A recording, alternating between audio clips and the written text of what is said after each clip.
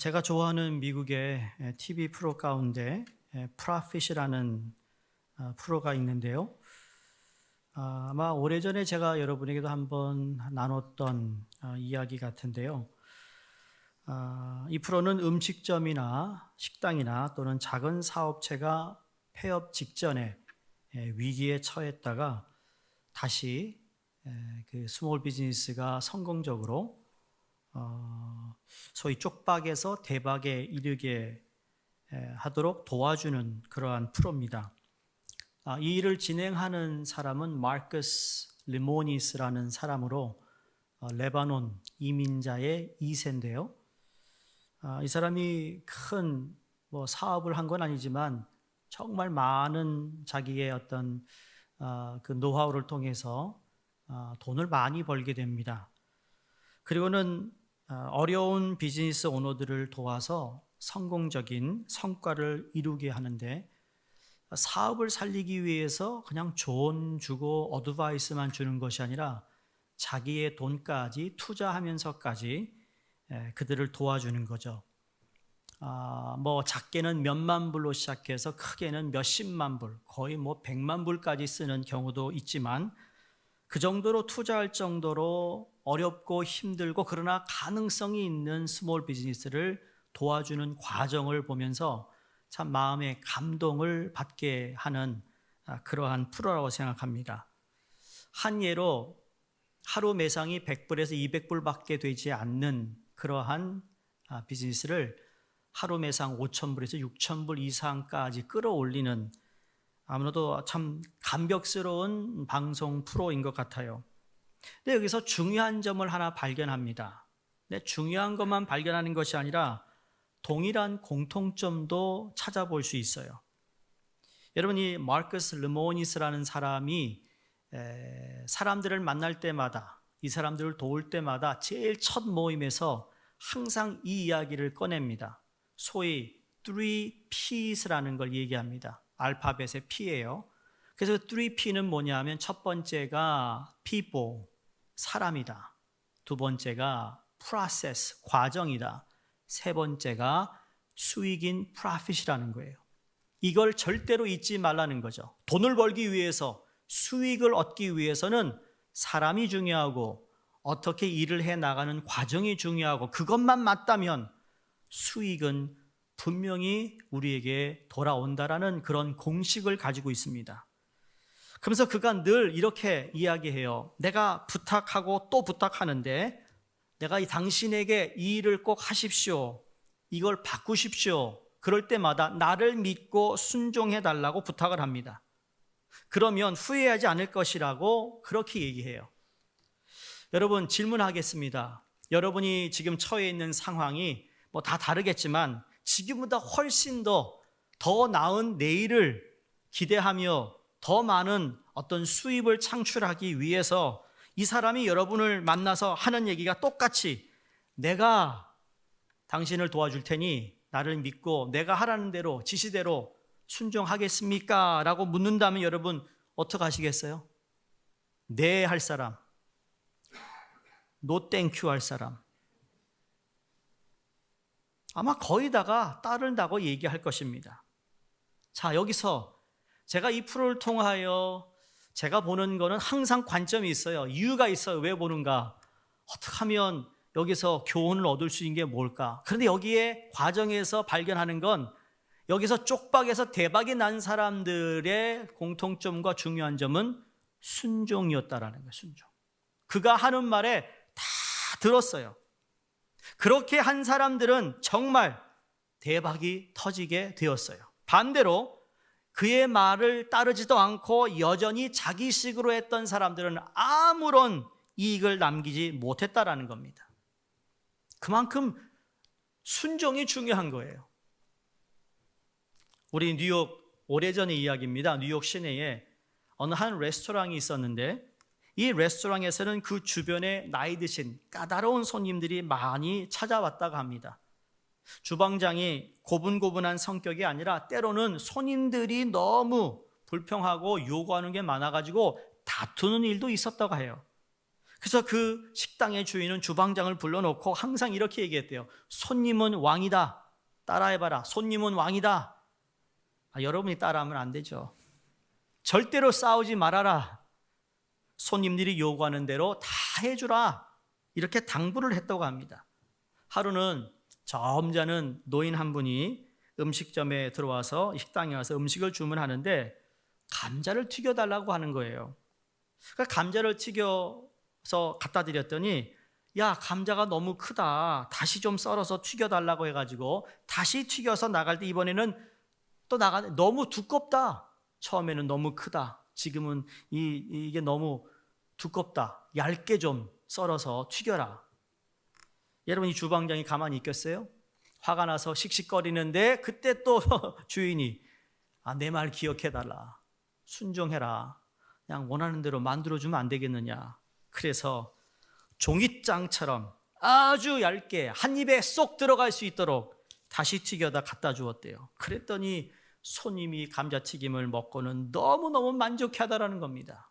근데 그걸 먹고 있던 그 테이블 옆에 다른 손님도 그걸 보더니 저거 뭐냐고, 나도 저거 하나 시켜달라고, 나도 저거 먹겠다고. 그래서 나온 것이 포테이토 칩이라는 거예요.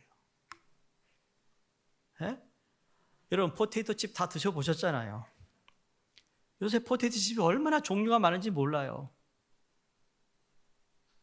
그 정도로 이 레스토랑이 그 감자튀김 하나 때문에 손님이 더 많이 오게 되었고 그때부터 새로운 메뉴가 생기게 되었다라는 겁니다.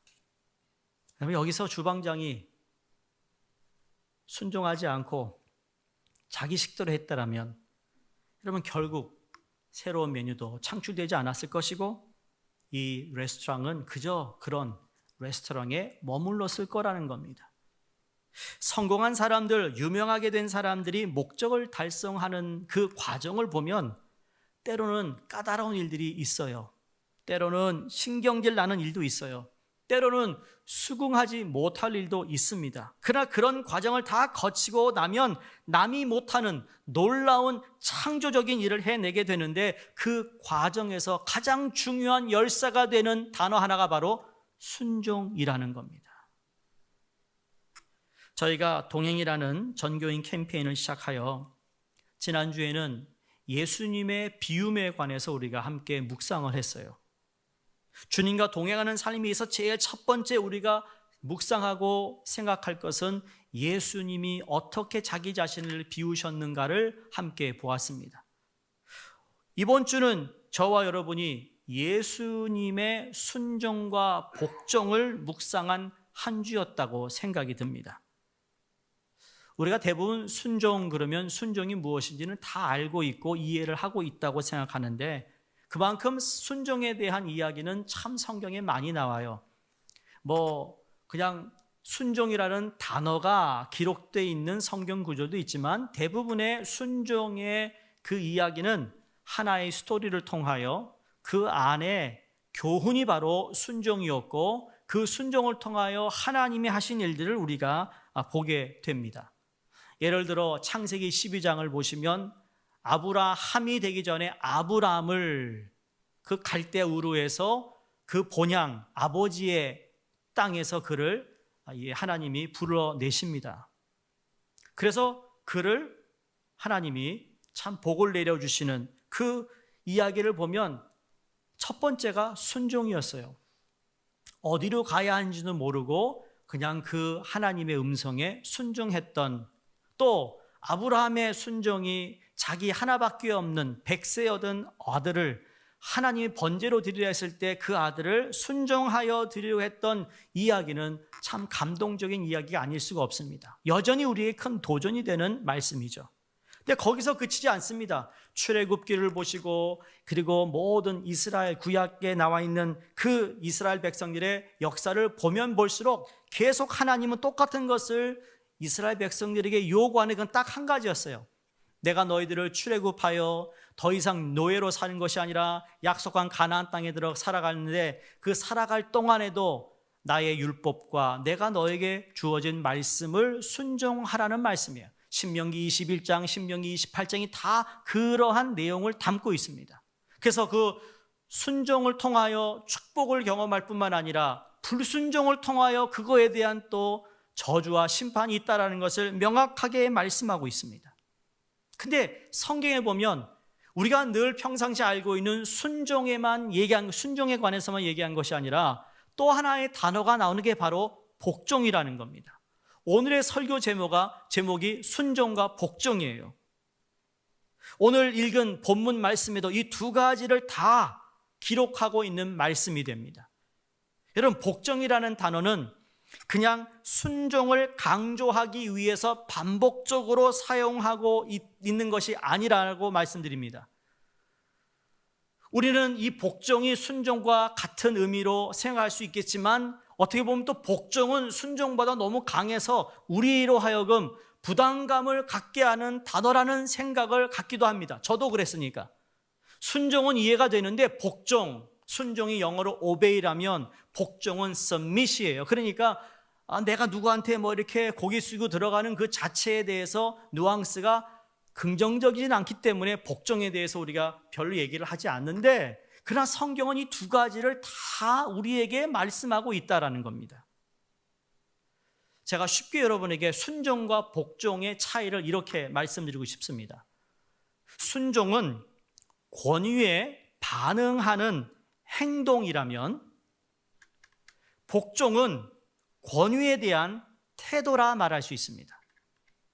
순종은 내가 행하는 거고 복종은 내 태도를 이야기하는 거예요. 내 자세를 얘기하는 거라는 거죠.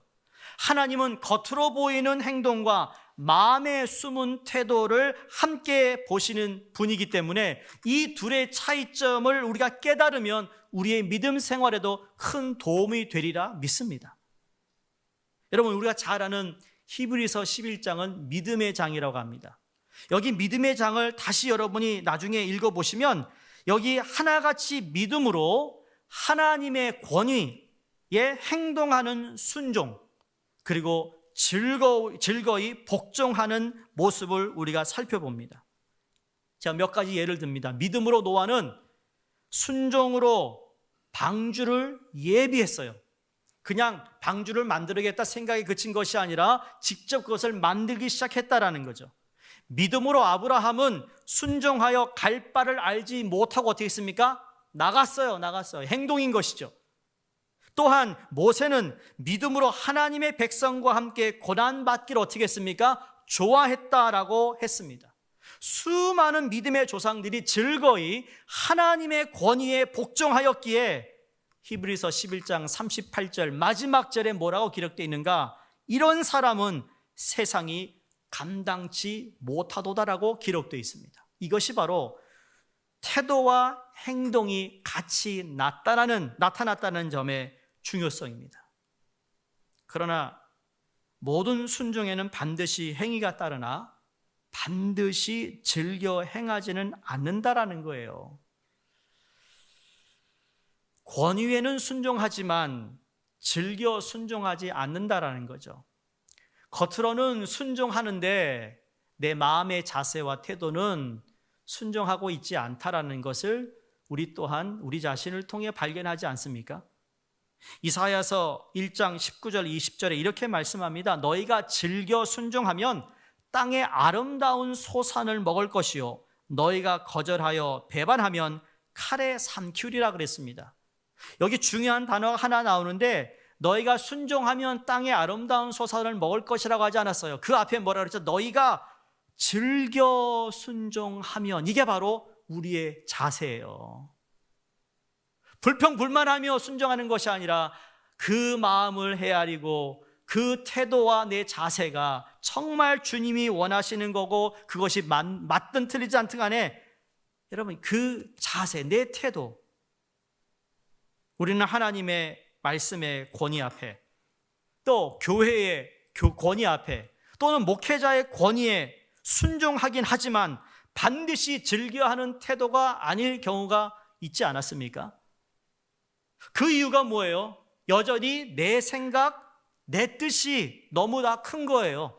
여전히 내가 맞다고 생각하는 거죠. 내가 옳다고 생각하는 이러한 태도가 있는 한 우리의 신앙생활에는 여전히 혼동과 갈등이 남아있다라는 거예요. 다시 말해 결국 하나님의 뜻을 따르지 못하는 안타까움이 반복되고 있다라는 겁니다. 사랑하는 성도님들, 이 순종과 복종의 차이점에서 나는 순종을 하고 있는데 복종을 하지 못했다면 복종까지 하시기를 주의 이름으로 축원합니다. 이건 너무나도 중요한 겁니다. 상대방은 속일 수 있지만 하나님은 속지 않는 분이세요. 우리 주님을 생각해 보시기 바랍니다. 예수님께서 이 세상에 오셔서 삶을 통해 보여준 것은 순종과 복종 두 가지 다예요. 주님은 부모에게, 주님은 이 세상의 권위와 법에, 그리고 하나님의 법에 순종하셨고 복종하신 모습을 우리는 성경을 통하여 알 수 있고, 우리가 함께 읽었던 동행, 우리의 교제책을 보아도 거기에 그대로 보여주고 있습니다. 그러면 구체적으로 예수님이 보여주신 순종과 복종이 무엇인지 크게 세 가지를 함께 여러분과 묵상하기 원합니다. 첫 번째, 가정에 주어진 법에 복종하신 예수님입니다. 예수님은 하나님의 아들이시면서 하나님과 동등한 본체였다고 지난주에 우리가 함께 보았던 빌립보서 2장 5절의 말씀이 그렇게 기록되어 있습니다. 엄연히 따지면 예수님은 신이시고 그의 육의 어머니는 인간이었습니다. 그럼에도 불구하고 예수님은 육의 부모 밑에서 자랐는데 그것도 30년간 몫으로 살아가면서 그 가정에서 주어진 법을 위반하거나 반항하지 않았으며, 가정에 주어진 법이 기록된 법이든 말로 구두로 된 법이든 간에 모든 삶이 순종과 복종의 삶을 사셨다라는 거예요. 왜 그러셨냐고 묻는다면 이것이야말로 인간의 몸을 입고 이 땅에 오신 본성을 따른 자연스러운 일이라는 겁니다. 여러분, 제가 자연스러운 일이라고 말씀드리는 겁니다. 우리가 묵상한 6째 날을 보시면 거기에 저자가 이렇게 기록합니다. 주님은 항상 자연에 충실하셨다 그럽니다. 인간의 몸을 입고 이 땅에 오신 그 인간의 본성이나 본질에 충성하셨는데, 자식이 부모에게 순종하는 그것이 인간의 본능이라는 것을 가르쳐주고 있습니다.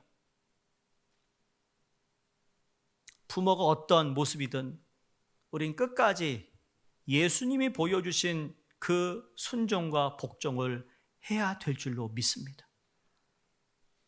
세대 간의 차이가 있고 문화적인 차이가 있고 정말 말도 안 되는, 정말 내가 이해할 수 없는 부모의 모습이라 할지라도 결국은 돌아와야 된다는 거죠. 다 따져보면 아님에도 불구하고 다시 우리는 주님이 그 육의 부모의 얼마나 갭이 많았겠어요. 아니, 하나님과 동등하신 분이 육의 사람에게, 여러분, 순종, 복종한다는 것이 이게 가능한 일입니까? 우리는 이 세상에서 배운 사람과 배우지 않은 사람에게도 갭이 있어서 말을 하지 않습니다.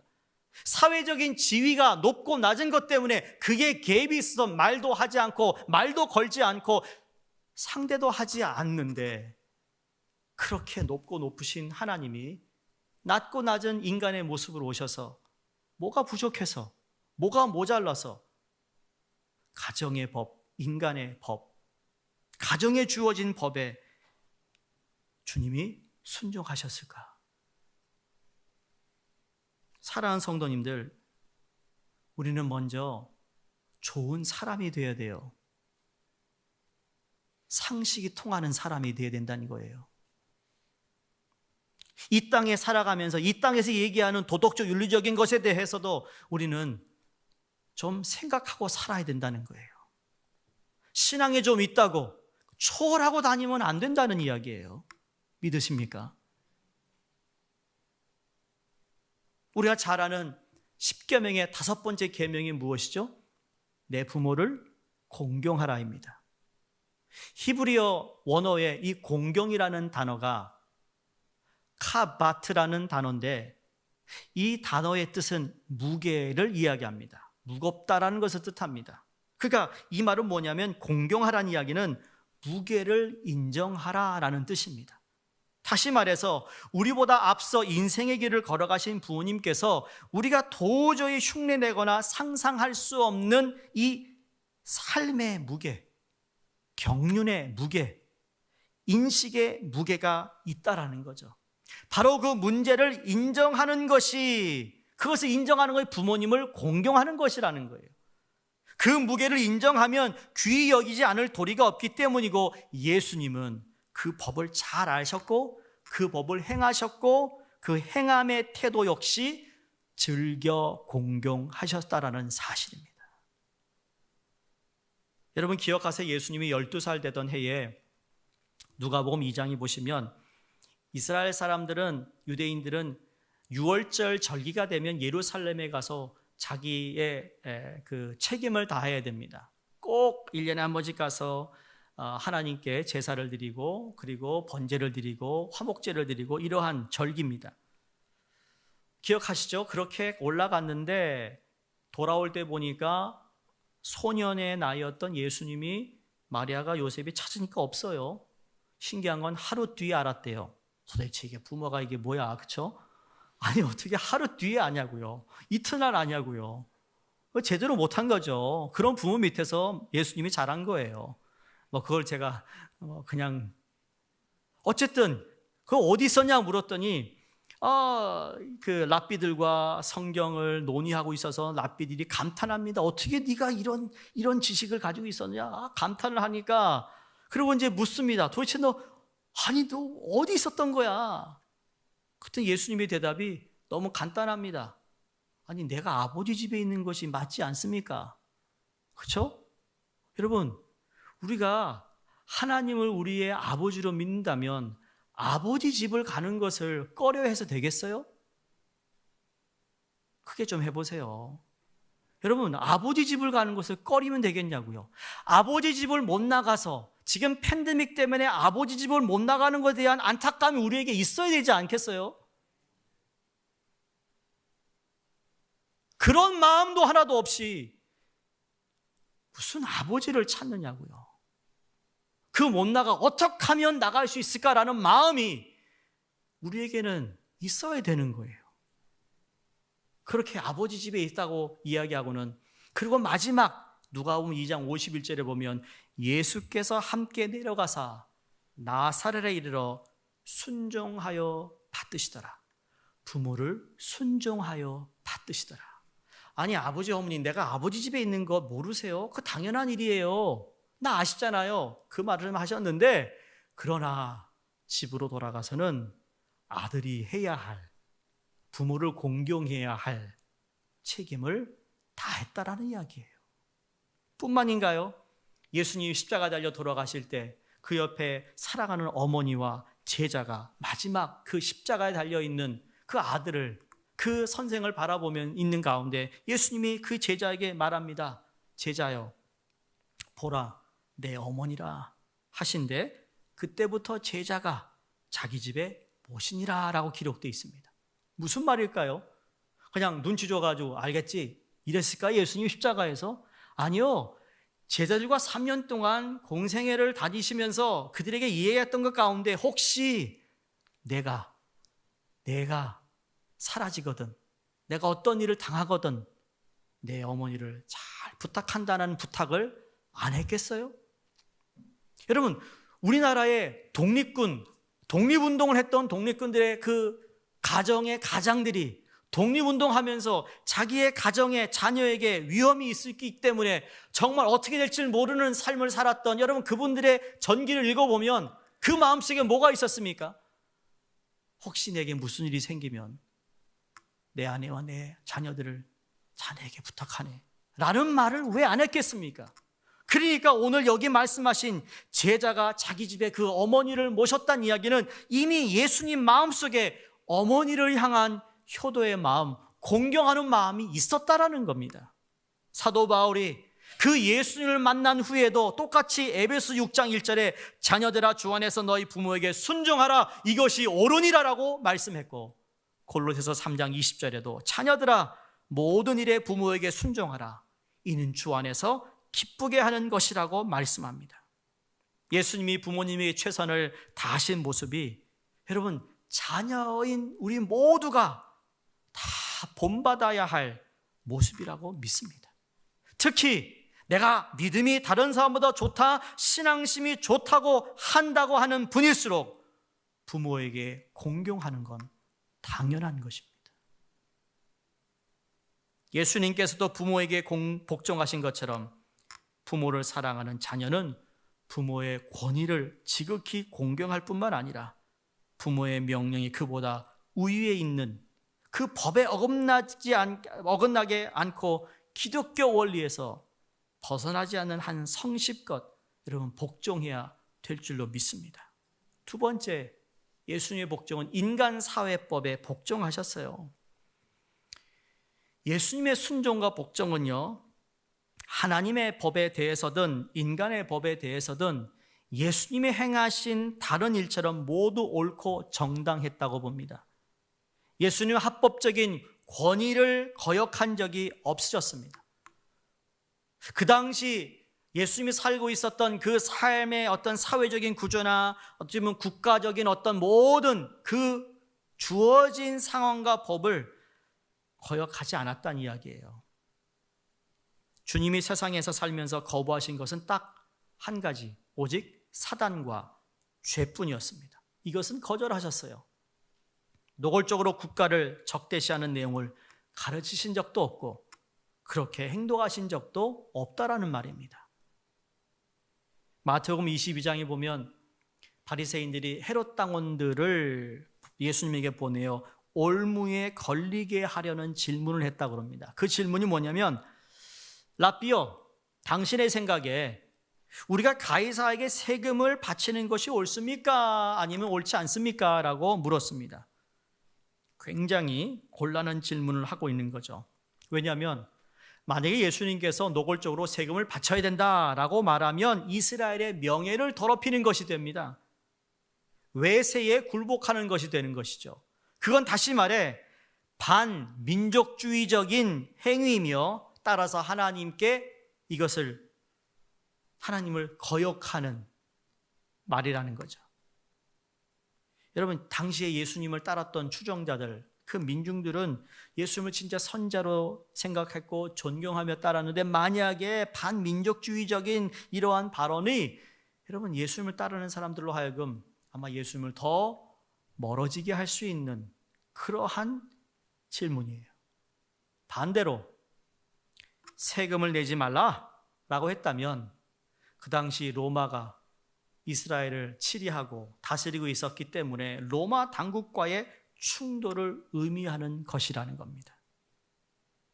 예수님이 어떻게 대답하든 간에 하나는 선동자로 다른 하나는 반란자로 고발할 수 있는 올무를 찾아 잡으려고 했던 그들의 나쁜 동기를 주님이 보십니다.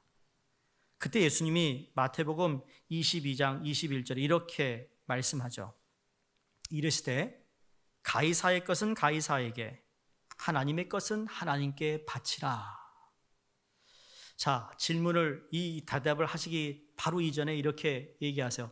야, 지금 세금 낼 동전을 좀 내게 보여줄래? 네, 보여줍니다.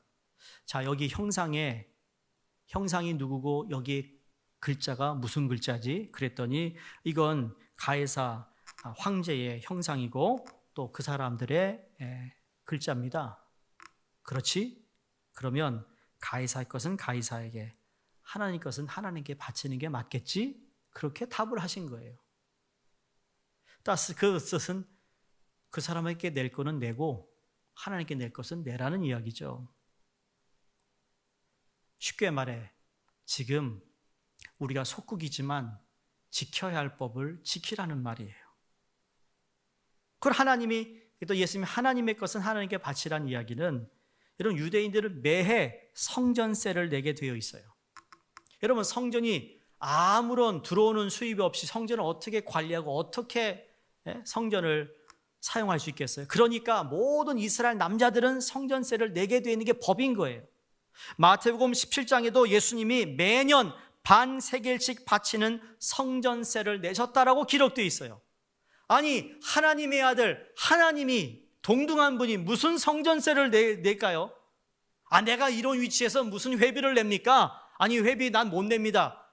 여러분 그런 말은 정말 모순인 거예요. 예수님도 그 당시에 하나님께 바칠 것을 바치면서 본인의 의무와 책임을 다했다라는 것을 우리가 보면 참 예수님이 우리에게 보여주시는 하나님 아들이신 예수님을 통해 우리가 깨닫는 교훈이 있지 않습니까? 기독교인들은, 저와 여러분은 이중 국적을 가진 사람들이 아닌가요? 하나님 나라에 소속되어 있지만 이 땅을 살아가고 있는, 특히 미국이라는 나라에 속해 있는 사람입니다. 그렇기 때문에 이 세상의 제도에 순복한다 해야 된다는 베드로전서 2장의 말씀을 우리는 기억해야 됩니다. 물론 국가의 권력도 하나님이 주신 것이고 하나님이 허락지 아니하면 가질 수가 없는 것이 권력이기 때문에 그 하나님의 권한을 내가 알고 믿고 있다면 내가 살고 있는 이 땅에 있는 법도 우리는 잘 지켜야 된다는 말씀이에요. 여러분 D.R. 무디 잘 아시죠? 복음 전도자입니다. 유명한 영혼을 정말 구원시키는 그 뜨거운 열정의 이 복음 전도자가 이런 말을 남겼어요. 그리스도인은 지나치게 경건해서는 안 된다. 왜? 세상에 유익을 주지 못하기 때문이다 라는 유명한 말을 남겼습니다. 이 말은 무슨 말인가? 소위 내가 영적으로 경건하다는 기독교인들을 가만히 보니까 그저 교회와 자기 신앙밖에 모르더라는 거예요. 이런 점에서 지나치게 경건하게 살려고 하는 생각에서 세상에 유익을 주지 못하는 교회라면 그 교회는 있으나 마나한 교회가 아니라는 거죠. 우리는 이 세상을 섬겨야 하며 이 세상에 여러분 빛과 소금의 역할을 해야 됩니다. 그런데 신앙이라는 그 하나 가지고 이 세상의 소금과 빛의 역할을 감당해야 되는데 주어진 자연적인 상식이나 이것을 다 무시해버리는 신앙인은 여러분 이 세상에서 손가락질 받게 된다는 거예요. 여러분 분별하셔야 돼요. 제가 세상과 타협하라는 얘기 아니에요. 주어진 법, 주어진 권세에 우리는 순종해야 할 책임이 있다라는 거예요. 시민으로서, 국민으로서. 우리가 코로나19로 인해 마스크를 써야 합니다. 거리 유지를 해야 합니다. 이제는 백신이 나와서 백신도 맞아야 합니다. 왜 그렇죠? 이게 바로 우리에게 주어진 내가 시민으로 국민으로 내가 따라야 할 내 의무고 책임이라는 겁니다. 믿으십니까? 우리 다 백신 맞아야 합니다. 오늘날 이상한 유튜브나 동영상이며 문자들이 오가는 걸 제가 듣습니다. 너무 안타까운 일들입니다. 이상한 음모론을 가지고 말이죠. 백신에 대한 위험성이 있다고 얘기하는데 여러분 속지 마시기 바랍니다. 이럴 때일수록 더 혼란한 메시지가 오가는데 여러분 만약에 그런 정보가 진짜라면 이 목사가 여러분에게 제일 먼저 알려드린다니까요. 기억 안 하세요? 제가 수요 강해 설교할 때 그러지 않았어요? 만약에 정말 그 사람 얘기한 대로는 우리 다 이거 팔고 저기 뉴욕 업스테이트에 정말 좋은 땅 하나 살자고요. 사가지고 거기서 우리 단체 생활하자고. 농사 짓고 직접 우리가. 농담 아니에요. 정말 그렇게 된다면. 그러나 그게 언제 올지는 모르지만 정확히 말씀드립니다. 우리가 시민으로 국민으로 지켜야 할 법은 당연히 지켜야 되는 겁니다. 그걸 거슬러 올라가려고 하면 안 됩니다. 다시 말하지만 상식이 통해야 됩니다. 사도 바울이 로마서 13장 각 사람은 위에 있는 권세들에게 복종하라. 권세는 하나님으로부터 나지 않음이 없나니 모든 권세는 다 하나님께서 정하신 바라. 그러므로 권세를 거스르는 자는 하나님의 명을 거스름이니 거스르는 자들은 심판을 자취하리라. 인간의 법도 하나님에게서 비롯되었음을 말씀하고 있는 말씀이에요. 따라서 권위를 존중하고 법에 복종하는 것을 한순간이라도 주저하는 것은 바람직하지가 않습니다. 사랑하는 성도님들, 우리가 살고 있는 이 사회, 국가의 법을 잘 지키며 살아가는 것이 그리스도인으로서 중요합니다. 그걸 지키면서 빛과 소금의 역할을 하는 것이죠. 그래서 교회가 세상을 위해 할 일이 크게 세 가지예요. 하나는 기도하는 것, 두 번째는 우리가 복음을 전하는 것, 세 번째로는 섬겨야 할 의무가 있는 겁니다. 주님, 우리 이 세 가지를 다 보여주셨어요. 마지막, 예수님이 복종하신 것은 당연히 하나님의 법에 복종하신 겁니다. 그리스도께서는 죽음을 자처하셨다고 생각합니다. 아니, 성경이 그렇게 읽으면 그러한 내용들이 너무 많아요. 스스로 죽음을 선택했단 말이에요.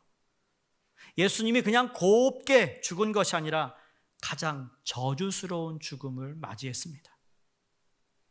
그게 십자가의 죽음이죠. 예수님의 죽음은 참으로 이상한 죽음이 아닐까요? 아까도 반민족주의적인 행위며 반대로 로마 제국에 대한 대항을 하는 반론자며, 그러니까 어떻게 보면 유대인들은 예수님을 신성모독죄로 고발한 것이고 로마인들은 반역죄로 몰아서 사형에 처했어요. 여러분 아시잖아요. 이 두 가지 죄목이 다 맞지 않아요. 틀린 겁니다. 이 두 죄를 지은 적이 없어요.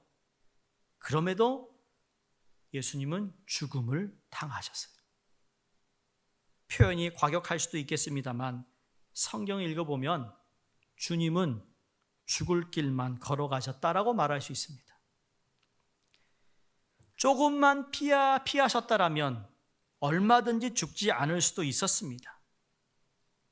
6월절이라는 그 명절이기 때문에 그 명분을 삼아 죽음을 피할 수도 있었다라는 것이죠. 그런데 한순간 무엇이 잘못되는데, 무엇이 잘못이었을까요?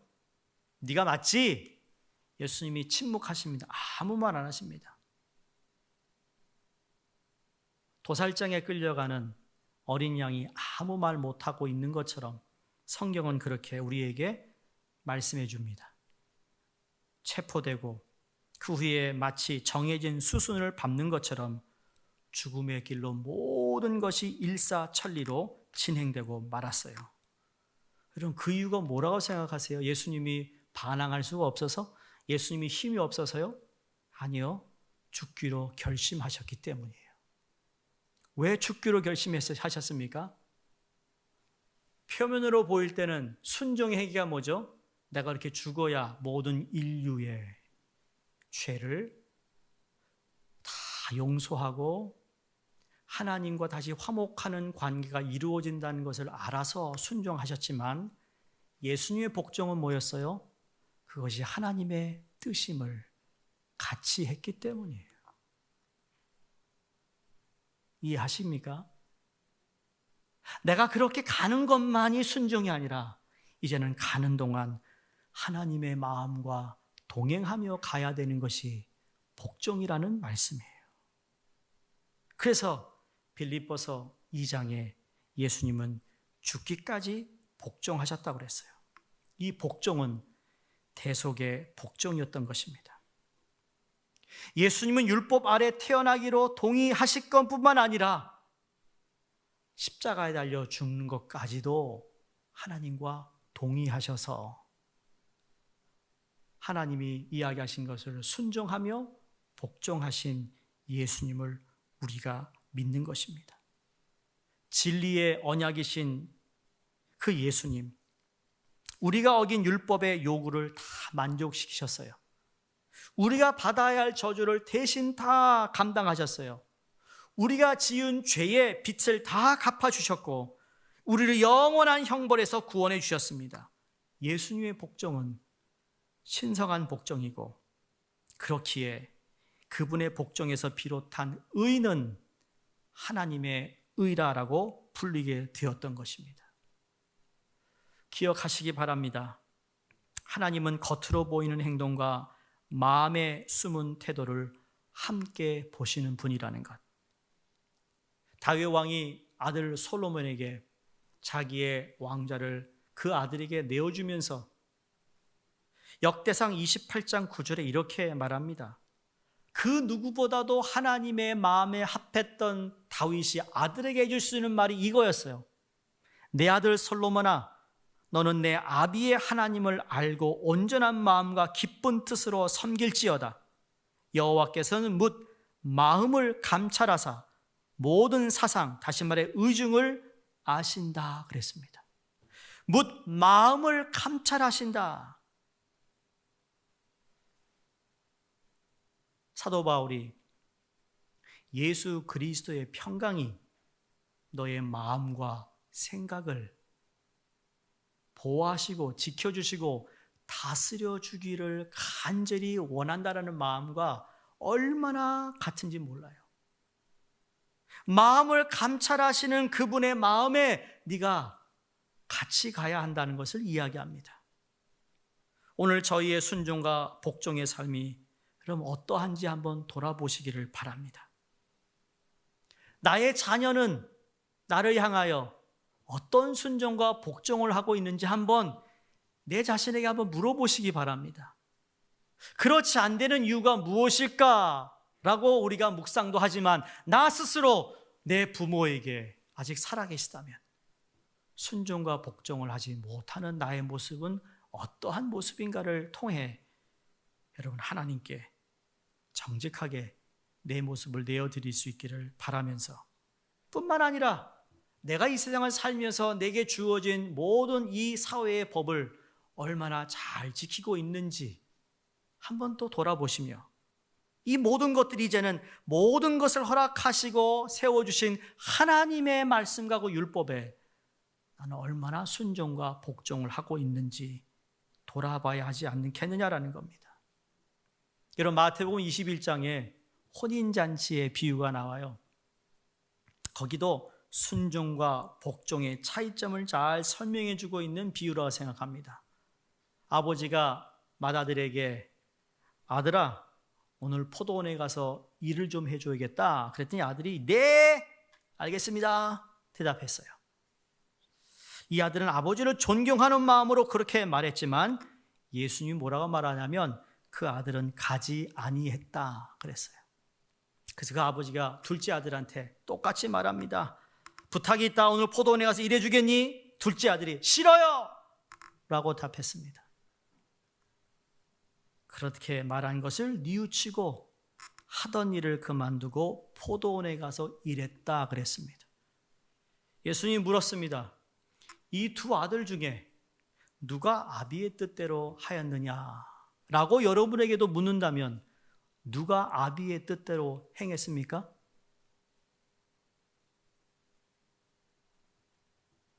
둘째 아들이죠. 예수님이 이 비유를 통해서 그 아들이 마음으로 동의했더라도 자기의 아버지의 뜻을 행하지 않은 것이라고 분명히 말하고 있다라는 거예요. 내가 마음으로 동의했다고 그러나 행함이 없는 것은 아직 하나님의 뜻을 내가 받들지 않았다라는 이야기예요. 오늘날 교회에도 이런 일이 많지 않은가 그런 의문을 갖게 됩니다.